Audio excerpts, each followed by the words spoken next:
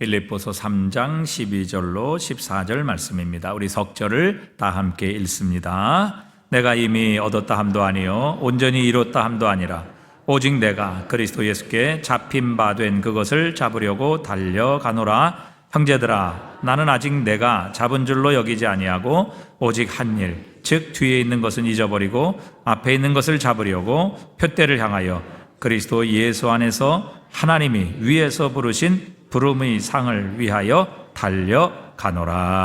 아멘.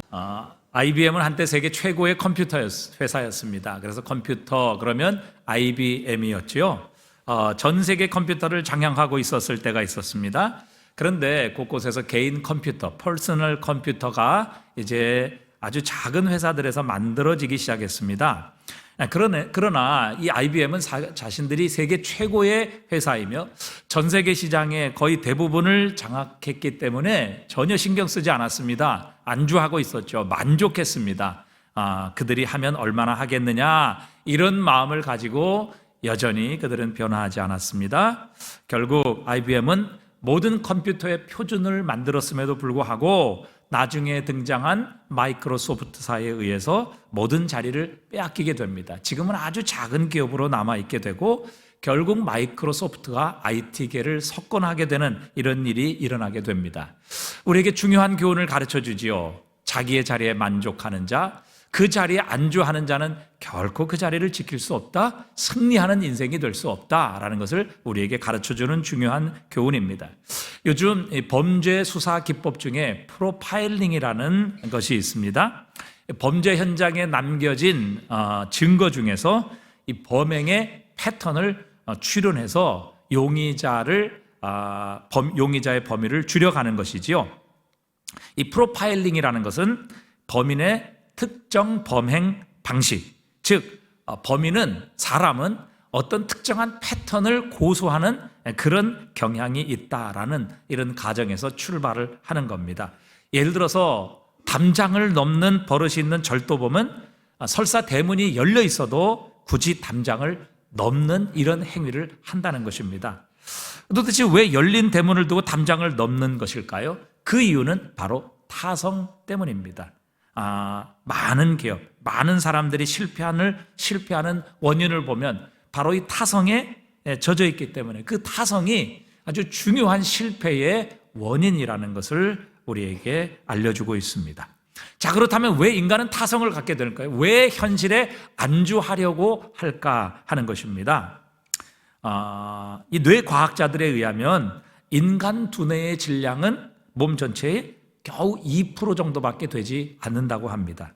그런데 이 뇌는 우리의 몸이 가장 편안한 자세를 취하고 있는 상태에서도 우리 몸 전체 에너지의 20%를 소모한다고 하죠. 심장이 그렇게 쉬지 않고 뛰는데도 불구하고 몸 전체 에너지의 10%를 사용합니다. 또 두 개의 허파 쉬지 않고 일하고 있죠. 그럼에도 불구하고 우리 몸의 에너지의 10%를 사용합니다. 두 개의 신장이 쉬지 않고 일함에도 불구하고 에너지의 7%를 소모하는 것에 비해서 우리 몸 전체의 2%를 차지하지만 그러나 쉬는 순간에도 20%를 소모하는 것이 바로 우리의 뇌입니다. 더군다나 이 뇌가 생각에 몰두하게 되면 뇌의 칼로리 소비량이 급속하게 증대하게 됩니다. 그래서 우리의 몸은 두뇌가 에너지의 소비를 최소한 사용하도록 그렇게 고안이 되어 있다는 겁니다.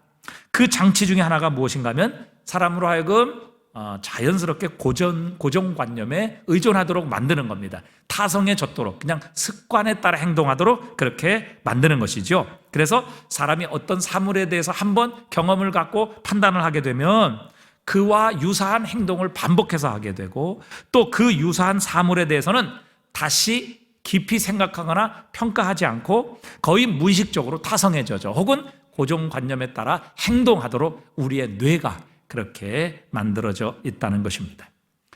그래서 많은 사람들이 기업도 그렇고 망하게 되고 실패하게 되는 이유 중에 하나는 바로 모든 사람이 거의 타성에 젖어서 생각하고 타성에 젖어서 행동하고 습관을 따라 행동하고 고정관념에 따라 행동하기 때문에 결국 실패하는 실패가 찾아오게 된다는 것이죠. 자, 그러면 여러분 성공하는 사람은 어떤 사람일까요? 과연 승리는 어떤 사람에게 주어질까 하는 것입니다. 그것은 바로 이 타성을 깨트리는 사람입니다. 고정관념을 벗어나 새로운 삶의 시도를 하는 사람, 그 사람이 바로 승리하는 삶을 살고 성공하는 인생을 살게 되는 것이죠. 자기 만족에 안주하지 아니하고 그 모든 것을 떨쳐버리고 일어나는 사람, 새로운 도전을 하고 또 새로운 삶을 실천해 나가는 사람, 그래서 성공하고 발전하는 삶을 이뤄가는 사람이 성공하는 사람입니다. 오늘 바울은 12절에서 이렇게 말하지요. 내가 이미 얻었다 함도 아니요 온전히 이루었다 함도 아니라 오직 내가 그리스도 예수께 잡힌 바 된 그것을 잡으려고 달려가노라. 이렇게 자신의 모습을, 자신의 삶을 표현하고 있습니다. 어떤 사람은 이것을 이렇게 바울이 말한 것은 자신의 구원을 확신하지 못했기 때문이다. 그래서 바울 같은 사람도 자신의 구원을 확신하지 못했는데 우리 평범한 성도들이야 구원을 확신하지 못하는 것, 구원이 나중에 가서야 이루어진다는 것을 알 뿐이다, 이렇게 주장하기도 합니다. 그러나 이것은 성경을 기록한 바울의 지금까지의 주장과는 상반된 주장일 수밖에 없습니다. 디모데후서 1장 12절에 보면 이로 말미암아 내가 또 이 고난을 받되 부끄러워하지 아니함은 내가 믿는 자를 알고 또한 내가 의탁한 것을 그날까지 능히 그가 지킬 줄을 확신함이라. 자신이 하나님께 맡긴 자신의 삶의 구원, 하나님께서 능히 이루실 것을 바울은 확신한다, 이렇게 표현하고 있습니다. 우리가 이미 살펴본 빌립보서 1장 6절에 보면 너희 안에서 착한 일을 시작하시니가 그리스도 예수의 날까지 이루실 줄을 우리는 뭐하노라? 확신하노라. 그렇게 바울은 표현하고 있습니다. 여러분, 과연 이것이 구원의 확신이 없는 사람의 주장일까요? 사도는 충만한 확신, 넘치는 확신으로 그리스도 안에 있는 자신의 신분, 자신의 위치를 확신하고 있음을 그는 충분히 밝히고 있습니다. 로마서 8장 30절에도 보면 또 미리 정하신 그들을 또한 부르시고 부르신 그들을 또한 의롭다 하시고 의롭다 하신 그들을 또한 영화롭게 하셨느니라.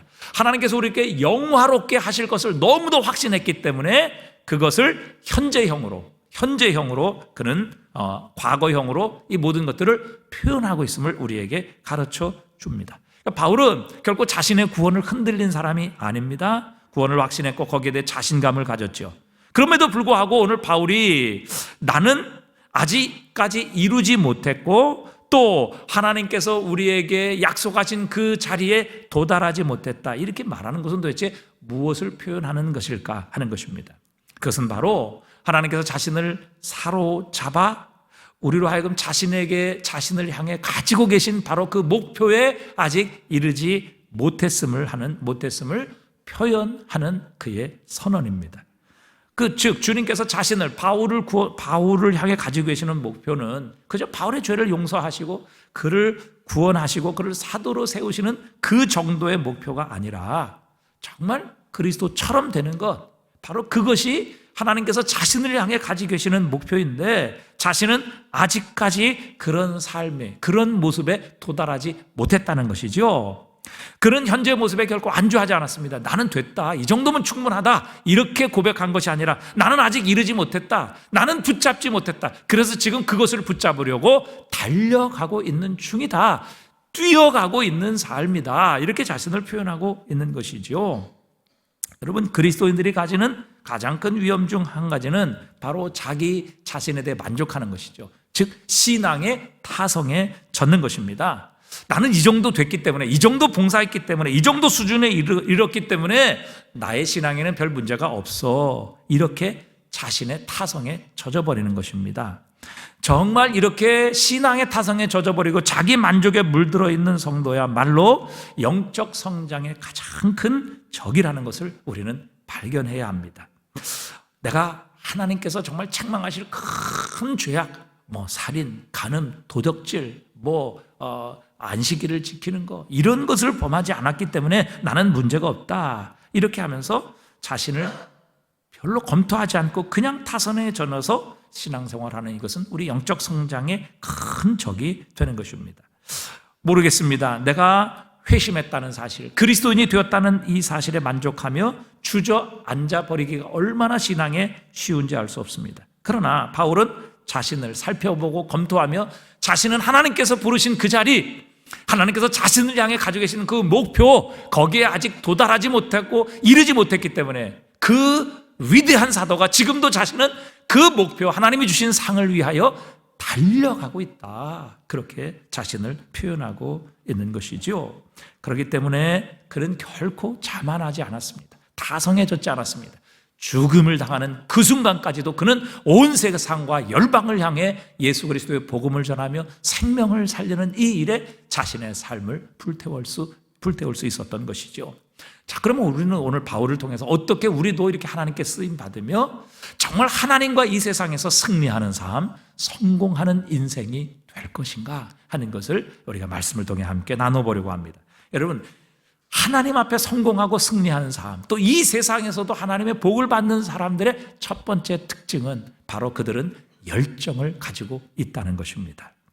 여러분, 바울은 아직 자신이 도달하지 못했음을 밝힙니다. 그리고 자신의 인생의 유일한 소원, 자신이 지금 최선을 다해 달려가고 있는 한 가지 소원이 있다면 바로 하나님께서 자신을 부르신 바로 그 부르심의 상, 그 목표를 향해 지금 달려가고 있음을 밝히고 있습니다. 그리고 그것을 위해 자신의 모든 삶을 투자하며 헌신하며 집중하고 있다. 그래서 그는 자신의 현재의 모습을 달려가고 있다. 아니, 지금 감옥에 갇혀 죽음을 앞두고 있는 바울이 자신은 지금도 달려가고 있다. 바로 하나님이 부르신 바로 그 일들을 위해 자신이 아직 온전히 이루지도 않았고 온전히 그리스도 예수께 잡힌 바 된 것을 아직도 자신이 붙잡지 못했기 때문에 그것을 붙잡으려고, 그것에 이르려고 자신은 달려가고 있다, 쫓아가고 있다, 이렇게 표현하고 있습니다. 정말 바울의 열정 우리가 본받아야 합니다. 이것 회복해야 합니다. 그래야 우리가 진정한 그리스도인이 될 수 있고 하나님 앞에 성공하고 이 세상에서 승리하는 그리스도인의 삶을 살아갈 수 있습니다. 사도행전 19장 21절에 바울은 이렇게 말하지요. 이 일이 있은 후에 바울이 마게도냐와 아가야를 거쳐 예루살렘에 가기로 작정하여 이르되 내가 거기 갔다가 후에 로마도 보아야 하리라, 이렇게 말합니다. 바울은 예루살렘에 자신이 도착하면 어떻게 될 것인지를 다 알고 있었습니다. 자신은 예루살렘에 올라가게 되면 결박당하게 될 것이고 유대인들에게 핍박을 당하게 될 것이며 결국 사로잡히게 될 것이다. 죽임을 당하는 일이 있게 될 것이다. 그래서 그 모든 예언자들 또 주변의 제자들이 바울을 말립니다. 예루살렘에 가지 마십시오. 거기 가면 당신 붙잡힙니다. 감옥에 들어갑니다. 유대인들에게 죽임 당할 겁니다. 그러니까 제발 가지 마십시오. 그의 제자들이, 많은 주변에 있는 동료들이 바울의 예루살렘 가는 것을 만류했습니다. 그러나 그는 예루살렘에 가는 것을 결코 주저하지 않습니다. 거기 갔다가 이제 내 사역은 끝이다, 이렇게 말하지 않습니다. 아이고, 그럼 거기 가기 전에 좀 쉬어야 되겠다. 이 정도 이룬 사람이 세상에 어디 있냐? 이 정도면 나는 충분해. 이 정도 사역하고 이 정도 하나님을 위해 충성했다면 만족하지 않겠느냐? 이렇게 그는 말하지 않습니다. 그는 예루살렘에 갔다가 로마도 보아야 하리라, 이렇게 선언합니다. 결국 바울은 로마에 가게 되지요. 자신의 의지와 두 발로 가는 것이 아니라 유대인들에 의해서 결박당하고 로마 군인에 의해서 호송당하여 결국 죄수로서 로마에 끌려가게 됩니다. 그러나 거기서 그는 끝이 아니었습니다. 거기서 오늘 우리 본문의 말씀처럼 여전히 하나님께서 부르신 그 상을 붙잡기 위하여 그는 그 감옥에서도 달려가는 신앙의 삶을 살았던 것입니다. 여러분, 우리는 성공하는 사람을 가리켜서 특별한 사람이라 이렇게 치부하는 경향이 참 많습니다. 우리와는 좀 다른 탁월한 능력을 가지고 있고 또 우리와는 다른 실력을 가지고 있는 그런 사람들이라 이렇게 선입관을 가지고 생각합니다. 그러나 여러분, 성공하는 사람들은 우리와 다른 종류의 사람들이 결코 아닙니다. 그들, 성공하는 사람들이 가진 특별한 특징, 그것은 보통 사람들보다 확실히 탁월한 뜨거운 열정을 가지고 있는 사람들입니다. 늘 말씀드리지만 성공한 사람들 가운데는요, 학벌이 없는 사람들도 참 많아요. 초등학교 나오고 대학 제대로 나오지 못한 이런 분들도 많습니다. 여러분, 처음부터 흙수저로 태어난 사람들이 얼마나 많습니까? 또 성공한 사람들 가운데는요, 가정의 환경이 불의해서 어릴 때 많은 고난과 또 부모로부터 사랑을 받지 못하고 정말 불우한 환경에서 자란 사람들이 수없이 많습니다. 그러나 성공한 사람들 가운데요, 열정이 없는 사람은 한 사람도 없습니다. 그렇기 때문에 우리의 승리와 성공의 가장 중요한 요소 중에 하나는 바로 열정입니다. 열심입니다. 여러분, 어찌 열정 없이 그냥 흘러가는 대로 살았더니 내가 저절로 성공하는 자리에 이르렀다, 이렇게 말하는 사람 보았습니까? 여러분, 학벌 없고 돈도 없고 어려운 환경에 자랐지만 여러분, 열정 없이 성공한 사람은 세상에 없습니다.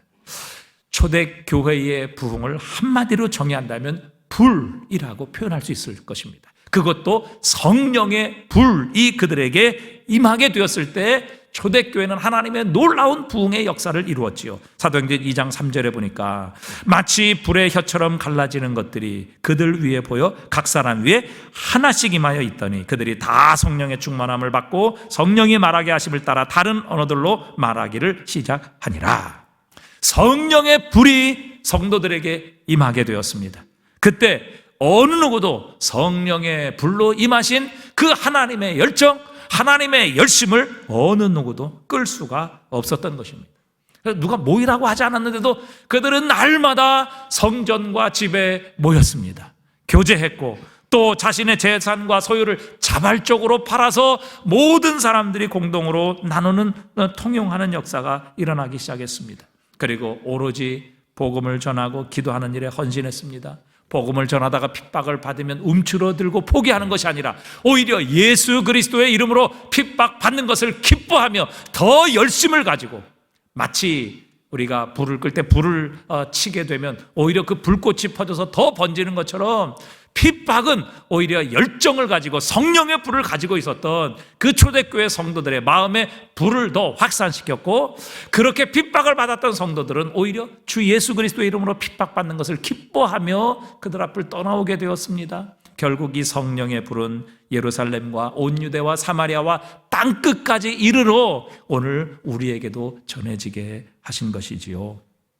그렇기 때문에 여러분, 성공하는 사람은 열심을 가지고 있습니다. 열정이 있습니다. 말콤 그레드웰의 베스트셀러 중에 하나인 아웃라이어에 보면 이 아웃라이어는 탁월한 사람들 혹은 우리와 밖에 있는 우리 밖에 있는 사람들 이런 표현인데, 그의 연구에 의하면 세계 최고가 된 사람들, 김연아 선수 같은 경우, 박지성 이런 사람들 같은 경우는 다른 사람에게는 없는 특별한 재능을 가진 사람들이 아니라는 것입니다. 평범한 사람들보다 훨씬 더 자신이 가지고 있는 그 목표에 더 많은 시간을, 열정을 가지고 투자한 사람이라, 이렇게 그 결과를 말합니다. 그래서 그가 1만 시간의 법칙을 소개하는데 하루에 3시간씩 10년을 투자하면 1만 시간 정도가 됩니다. 근데 그렇게 투자하면 평범한 사람도, 저와 여러분 같은 사람도 얼마든지 바로 그 분야의 대가가 될 수 있고 또 그 분야의 최고가 될 수 있다는 것이죠. 예로 일반적인 이제 하키 선수들을 보면, 하키 선수들을 대상으로 조사한 결과 1월생이 12월생보다 훨씬 더 탁월하게 잘한다는 겁니다. 왜요? 1월생이 12월생보다 12달을 그만큼 시간을 투자했기 때문이지요. 로마서 12장 11절은 말씀하십니다. 부지런하여 게으르지 말고 열심을 품고 주를 섬기라. 여러분, 오늘 이 말씀이 오늘 우리에게 필요한 하나님의 말씀입니다. 여러분, 한국교회가 이 코로나19를 지내오며 이 하나님을 향한 열정을 잃어버렸습니다. 예배를 향한 하나님의 열정, 기도를 향한 하나님의 열정, 이 복음을 전하는 전도의 열정을 한국교회가 하나둘 잃어버렸습니다. 제가 주변에 있는 목사님들 이렇게 만나보면 지금도 한 80~90%의 교회들이 오후 예배 드리지 않습니다. 왜 오후 예배 안 드립니까? 그랬더니 장로님들께서 그렇게 얘기하신대요. 성도님들이 그렇게 얘기한대요. 아니, 이렇게 벌써 예배 드릴 필요가 있습니까? 연말에 가서 드리지요. 아니면 내년부터 시작하지요. 또 주방에서 이제 한 2년 이상 우리가 주방 봉사를 하지 않다 보니까 권사님들이 어느 누구도 다시 주방에 나와서 힘들게 봉사하려 들지 않는다는 것입니다. 그래서 여러분, 목사님들이 얘기를 하세요. 이렇게 가다가는 얼마 있으면 우리 한국교회 오후 예배가 없어지게 될 겁니다. 그렇게 다들 표현을 하십니다. 여러분, 이 코로나를 지나오며 여러분, 우리의 삶의 생명의 양식이 되는 이 예배에 대한 열정을 잃어버렸습니다. 여러분, 예배는 옛날에 우리를 생명으로 여겼는데 그 예배를 이제는 하나 둘 잃어버리게 되었습니다. 여러분, 기도해도 나오는 사람이 점점 줍니다. 우리 금요철야도 보면 옛날에는 기도하셨던 분, 옛날에는 빠짐없이 나오셨던 분, 그러나 지금은 나오지 않아요. 그 열정을 다 잃어버렸어요. 여러분, 이전에는 복음을 들고 예수 그리스도 전도지를 나누며 예수 그리스도의 복음을 전했던 분들, 여러분 코로나19를 지내오면서 이제는 그 복음의 열정을 거의 다 잃어버렸어요. 전도하려고 마음을 먹는 성도들이 거의 없어져 버렸다는 사실입니다. 여러분, 하나님께서 우리에게 성령의 불을 회복시켜 주시기를 바랍니다. 성령의 불이 우리에게 임하기를 원합니다. 그래서 우리의 심령 가운데 다시 한번 하나님을 향한 예배의 열정이 회복되어야 합니다. 하나님을 향한 기도의 열정이 불붙어야 합니다. 다시 한번 영혼을 살리고 생명을 구원하는 이 전도의 열정과 전도의 불이 회복되어야 합니다. 그렇게 될 때에 하나님께서 우리 교회를 통해, 이 한국 교회를 통해 승리하게 하실 것입니다. 여러분, 우리를 통해 이 세상은 변화될 것입니다. 우리가 예배에 대한 열정, 하나님께 드리는 기도에 대한 열정, 또 전도에 대한 열정을 잃어버리면 어찌 교회가 이 세상에서 승리하겠습니까? 어찌 교회를 통해 하나님께서 일하실 것이며, 어찌 우리를 통해, 열정을 잃어버린 우리를 통해 하나님께서 이 세상을 구원하시고 이 세상을 향한 하나님의 뜻을 이루어 가실까 하는 것입니다. 여러분, 이 한국교회가 다시 한번 잃어버린 열정을 회복해야 합니다. 여러분, 성공하는 사람 가운데 다른 것 없는 사람은 많지만 열정이 없는 사람이 성공한 사람은 없습니다. 마찬가지입니다. 여러분, 우리 한국교회가 다시 한번 하나님 앞에 쓰임받기 위하여, 우리 성도들이 다시 한번 하나님의 은혜와 능력의 손에 쓰임받기 위하여 하나님의 성령의 불이 우리에게 임하여야 하실 줄 믿습니다. 그 성령의 불로 우리가 타오르게 되고 그 하나님을 향한 뜨거운 열정이 회복될 때에 다시 한번 한국교회를 통해서 이 나라를 살리실 것입니다. 이 나라를 축복하실 것입니다. 이 땅을 구원하시며 하나님의 뜻 이루어 가실 줄 믿습니다. 여러분, 우리가 바울처럼 하나님 앞에 성공하는 삶, 이 세상에서 승리하는 삶을 살기 위한 첫 번째 조건은 열정을 회복하는 것입니다. 그럼 두 번째는 무엇일까요? 오늘 본문에 보면 바울은 이렇게 표현하고 있습니다. 13절에 형제들아, 나는 내가 아직 잡은 줄 여기지 아니하고 오직 한 일, 즉 뒤에 있는 것은 잊어버리고 앞에 있는 것을 붙잡으려고. 한 일, 이것은 이전의 일이라는 표현이 아니라 오직 한 가지, one thing이라는 말입니다. 나는 한 가지 일을 위하여 앞으로 지금 전진하고 살아가고 있습니다. 바울은 한 가지 일에 집중했던 것이죠. 여러분, 우리가 정말 승리하는 삶을 살고 하나님의 놀라운 축복과 능력을 경험하기 위해서는 이 집중력이 우리에게 필요합니다. 바울은 지금 달리기 선수의 자신을 비유하고 말씀하고 있죠. 여러분, 달리기 선수가 달리기를 하면서 주변의 경치도 참 아름답다, 야, 단풍이 정말 잘 들었구나, 또 야, 저 사람 옷 명품 입었네, 또 저 사람 화장을 너무 이쁘게 했네, 오늘 화장 안 하고 왔네. 여러분, 이렇게 주변에 관심을 가지고 우승할 수 있는 선수가 있습니까?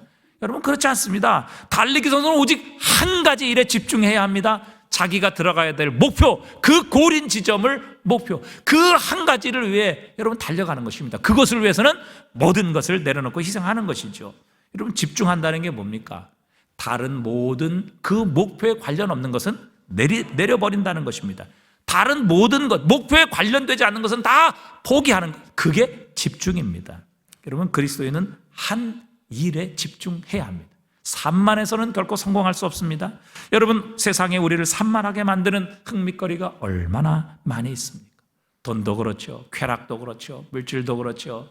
여러분, 이 스마트폰 하나 이렇게 펴면 거기에는 얼마나 많은 유튜브 채널을 통해서 우리의 관심, 우리의 마음을 빼앗는 것이 있는지 알 수 없습니다. 여러분, 교회도 마찬가지죠.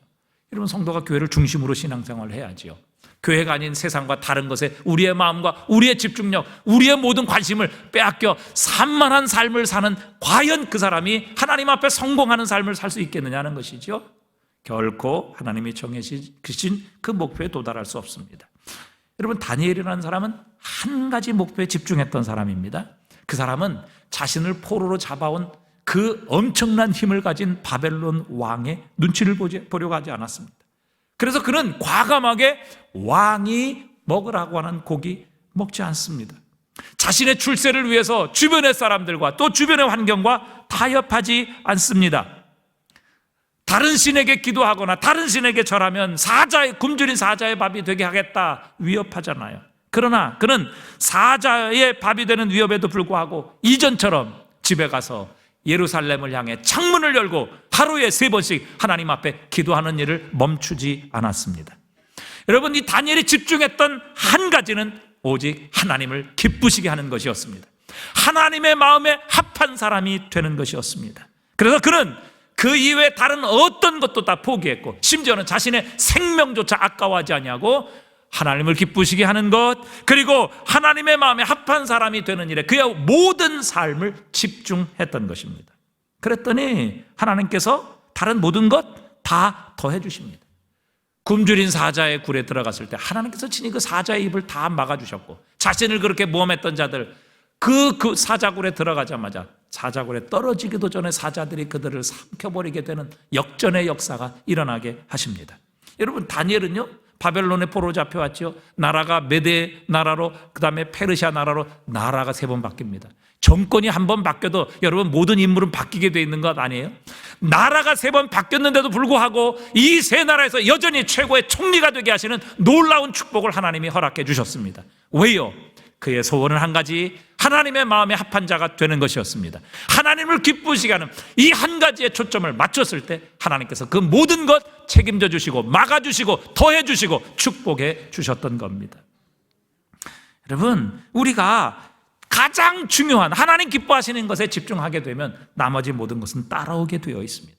여러분, 미국에서 25년간 최고의 항공사로서 모든 젊은이들이 가장 들어가기를 원하는 회사가 어떤 회사인지 아십니까? 바로 미국의 사우스웨스턴 항공사입니다. 이 항공사가 성공한 이유는 허브 켈러라는 CEO의 경영 능력 때문입니다. 25년 동안 무려 회장의 자리를 지키며 이 회사를 이끌었는데, 그가 이 사우스웨스턴 항공사를 운영하며 그가 가졌던 핵심 전략은 이겁니다. 그는 오직 한 가지에 집중을 했습니다. 그게 뭐냐면, 우리는 가장 저렴한 항공사다. 이 핵심을 붙잡았던 것이죠. 그래서 집중은 그것에 필요하지 않는 다른 모든 것들은 버리는 겁니다. 그래서 우리는 가장 저렴한 항공사다. 이 한 가지에 그는 포커스를 맞추고 집중했습니다. 그래서 그 핵심에 벗어나는 모든 것들은 다 버리고 무시했습니다. 다른 항공사는 비행하는 동안 샐러드도, 맛있는 샐러드도 제공한다. 또 아침에 타는 승객들에게는 토스트와 우유 서비스를 제공한다. 우리들도 그거를 제공해서 손님들을 끌어야 되지 않겠느냐? 그러나 과연 우리는 가장 저렴한 항공사라는 핵심에 도움이 되지 않는다면 이 모든 것 다 쳐냈습니다. 결국 사우스웨스턴 항공사는 무려 25년 동안 미국에서 최고의 항공사로서의 자리를 지켰고, 그 회사는 다른 모든 항공사의 적자임에도 불구하고 큰 흑자를 이루게 됩니다. 왜입니까? 여러분, 한 가지 분명한 것에 초점을 맞추고, 오늘 바울이 말하는 오직 한 일, 한 가지 일, one thing, 그것에 모든 것을 올인했기 때문에 결국 사우스웨스턴 항공사는 미국에서 최고의 항공사가 될 수 있었던 것이죠. 여러분, 우리나라의 그 발레리나로서 그 강수진 씨를 여러분이 알고 계실 것입니다. 강수진 씨는 동양인으로서는 무용계의 아카데미라고 하는 프랑스 분우와 경연대에서 최초로 동양인으로서 우승을 하게 됩니다. 또 독일의 스투트가르트 무용단에서 수석 무용소로서 동양인으로 그렇게 최초로 발탁이 되었습니다. 또 지금은 국립발레단 단장을 거쳐서 예술 감독으로 활동을 하고 있죠. 그런데 이 발레리나 강수진 하면 여러분이 아마 보셨을 것입니다. 그 강수진 씨의 발이에요. 그 발의 모습을 한번 보십시오. 여러분, 이 강수진 씨의 발이에요. 여러분 생각해 보세요. 강수진 씨가 만약 다른 여성들처럼 발에 매니큐어도 칠하고 또 아름다운 발로 사람들에게 인정도 받고 정말 발 멋있다, 이쁘다, 팔 관리하고, 여러분 이렇게 저 발 관리하는 일에 마음을 쏟았다면 여러분 세계 최고의 발레리나가 될 수 있었겠습니까? 그러니까 이 강수진 씨는 오직 한 가지예요. 나는 세계 최고의 발레리나가 되겠다. 그 핵심 목표에 자신의 초점, 한 가지 일에 초점을 맞췄을 때 자신의 팔이 저렇게 되든지 망가지든지 다른 사람이 어떻게 생각하든지 그런 것은 신경 쓰지 않았다고요. 매니큐어도 칠하고 또 발 관리도 하고 또 거기에 이런 것도 이렇게 치장하고, 여러분 이렇게 하면서 세계 최고의 발레리나가 될 수 있어요? 2개는 할 수 없는 겁니다. 그러나 여러분 한 가지에 초점을 맞추게 되면 다른 모든 것들은 따라오게 되어 있는 것이죠. 여러분 집중한다는 것은 바로 우리의 삶의 핵심을 찾는 것을 의미합니다. 이건 없어도 되고 이건 없어도 되고 다 여러분 그렇게 나중에 쳐내도 마지막 남는 한 가지, 그것에 집중하는 사람이 결국 성공하는 인생을 살아가게 되는 것입니다. 핵심을 찾지 못하니까 여러분 우리가 이것도 해보고 저것도 해보고 여기도 기웃거리다 저기도 기웃거리다, 여러분 우리 시간을 허비하는 겁니다. 노벨 문학상을 받았던 영국의 극작가 버나드 쇼의 뮤비는 이렇게 써 있다고 하죠. 우물쭈물하다가 내 이렇게 될 줄 알았지. 여러분 왜 우물쭈물하다가 결국 무덤에 들어가게 됩니까? 그 이유는 자신이 집중할 핵심을 찾지 못했기 때문입니다. 여러분 우리 그리스도인은 핵심을 붙잡아야 합니다. 주님이 우리에게 말씀하셨죠. 그런즉 너희는 먼저 그의 나라와 그의 의를 구하라. 그리하면 이 모든 것을 너에게 뭐 하시리라? 더하시리라. 여러분 핵심이 여러분 그의 나라와 그의 의입니까? 아니면 이 모든 것을 더하시리라, 더하시는 겁니까? 어떤 게 핵심입니까? 여러분 그의 나라와 그의 의를 구하면, 그 핵심에 집중하면 나머지 모든 것 우리가 구하지 않아도, 우리가 원하지 않아도 하나님께서 이것을 더해 주시리라. 여러분 하나님이 더하시는 것에 우리가 핵심을 맞추고 거기에 인생을 걸면 여러분 진짜 우리가 얻어야 될 하나님의 나라와 그의 의를 얻지 못하게 되는 것이지요. 그러나 그리스도인으로서 우리가 진짜 중요한 핵심에 그분의 나라와 그분의 의를 먼저 구하는 삶에 집중하게 되면 여러분 이 모든 것을 더하시는 하나님의 은혜도 경험하며 살게 하시는 겁니다. 두 번째, 여러분 성공하는 그리스도인의 삶의 모습, 집중력입니다. 핵심에 집중하는 역량이지요. 그렇게 될 때 우리는 바울처럼 하나님 앞에 쓰임받을 수 있고 이 세상과 이 땅에 영향력을 미치는 승리하는 그리스도인 될 수 있는 것입니다. 마지막 세 번째, 우리가 분명한 목표를 바라보는 것입니다. 오늘 바울이 뭐라고 말합니까? 내가 예수께 잡힌 바 된 그것, 또 앞에 있는 것, 표대, 상을 위하여 계속해서 그는 분명한 목표를 이야기하고 있습니다. 바울은 그의 목표가 흐릿하지 않습니다. 뭐 자신이 좀 더 편해지는 것, 자신이 사람들에게 높임을 받는 것, 또 사람들이 자신을 어떻게 생각할까, 이런 것 전혀 그는 관심을 가지지 않았습니다. 그는 뚜렷하고 분명한 목적을 가지고 있었습니다. 예수께 잡힌 바 된 그것, 뭐 주님께서 자신에게 주실 그것이 자신의 목표였고, 앞에 있는 그것, 표대, 그리고 주님이 주실 영원한 상, 그게 그의 분명한 목표였어요. 그러므로 그는 뒤에 있는 것은 잊어버렸다, 이렇게 말합니다. 과거의 경험에 의존하지 말라는 것이죠. 자기 만족에 빠져 계속 뒤를 돌아보면서 정말 자신을 자랑하고 뿌듯해하지 말라는 것입니다. 여러분 달리기 선수도 마찬가지죠. 여러분 늘 달리기 선수가 자신의 뒤를 돌아보면 야 이만큼 왔네, 야 장하다, 여기까지 왔네, 야 여기 뭐 이렇게 여기까지 1등 했네. 여러분 이렇게 뒤를 돌아보는 선수가 1등 할 수 있어요? 전혀 1등할 가능성이 없는 겁니다. 여러분 달리기 선수는 출발선상에서 내가 얼마나 멀리 왔는지를 돌아보며 만족하는 사람이 아닙니다. 저 앞에 결승선이 얼마 남아있는지를 확인하며 지금 그 표대를 향해, 목표를 향해 달려가는 그 선수가 결국 우승하게 되는 것이죠. 여러분 우리로 하여금 뒤를 돌아보게 만드는 유혹이 얼마나 많습니까? 그렇다고 하면요, 여러분 바울은 정말 이런 유혹이 많았던 사람이에요. 그러나 그는 결코 뒤에 있는 것은 잊어버리고 앞에 있는 것을 붙잡으려고 달려가는 사람이라고 표현하고 있습니다. 여러분 바울은요 살아계신 주님을 직접 눈으로 본 사람입니다. 사도의 자격이 그거예요. 주님을 직접 본 사람이에요. 그래서 그 사도행전에 보면 사도행전 1장에 베드로가 사도들을 뽑을 때 그 조건이 뭐냐면 예수 그리스도를 보고 그분과 함께 있었던 자예요. 그래서 바울은요 예수님을 직접 다메섹 도상에서 보았던 사람이에요. 여러분 우리가 주님의 음성을 직접 들은 사람이 얼마나 됩니까? 정말 주님께서 말씀하시는 음성을 들은 사람이 얼마나 돼요? 여러분 정말 우리가 주님의 음성을, 살아계신 주님의 음성을 직접 들었다면 우리는 황홀할 것입니다. 그거 잊지 못할 것이고 늘 거기에 우리는 참 그것을 자랑하며 살 것입니다. 근데 바울은요 위기 때마다, 힘들 때마다 주님께서 그의 곁에 서서 말씀해 주셨다고요. 바울아 두려워 말라, 내가 가이사 앞에 서야 되겠고 모든 사람 앞에서 내 이름을 증거하여야 하리라. 바울아 두려워 말라, 여기 있는 모든 사람의 생명을 너에게 주었느니라. 여러분 바울은 시도 때도 없이 옆에 계셔서 말씀하시는 주님의 음성을 직접 들었던 그런 사람이에요. 여러분 우리는 한 번만 들어도 황홀하고 그것을 잊지 못할 텐데 바울은 거의 수시로 주님의 음성을 친히 들은 사람이에요. 무엇보다 여러분, 바울은 셋째 하늘에 올라갔던 사람이라 그렇게 말합니다. 유대인에게서 셋째 하늘은요, 천국을 의미하는 겁니다. 이 첫째 하늘은 우리가 지금 살아가는 이 물리적인 공간이고, 두 번째 하늘은 영적인 세계예요. 세 번째 하늘은 천국을 가리키는 거예요. 근데 바울은요, 자신이 셋째 하늘에 올라왔다 이렇게 말해요. 그는 천국을 본 사람이에요. 천국을 갔다 온 사람이라고요. 그런데도 불구하고 그는 내가 이미 얻었다 함도 아니요, 또 내가 이미 붙잡았다 함도 아니라, 이렇게 자신의 지금의 모습에 만족하지 못하고 있습니다. 그는 여전히 하나님께서 줄 그 상을 갈망하며 그 상을 목표로 삼고 지금 달려가고 있다. 감옥에서도 달려가고 있다. 쫓아가고 있다. 그렇게 자신의 현재의 삶을 표현하고 있는 것이죠. 여러분, 우리는 정말 앞으로 나가기를 갈망하고 있습니까? 바울처럼 이미 얻었고 붙잡지 못했다는 것을 발견하며 주님께서 주신 그 목표를 향해 지금도 여러분 달려가고 있습니까? 이 교회가 처음 개척될 때에 개척 멤버들은 헌신합니다. 충성하지요. 그래서 자신의 모든 것을 들여 교회를 세웁니다. 열심히 전도하고 기쁨으로 자신의 물질을 헌금하며 봉사를 통해 교회를 섬깁니다.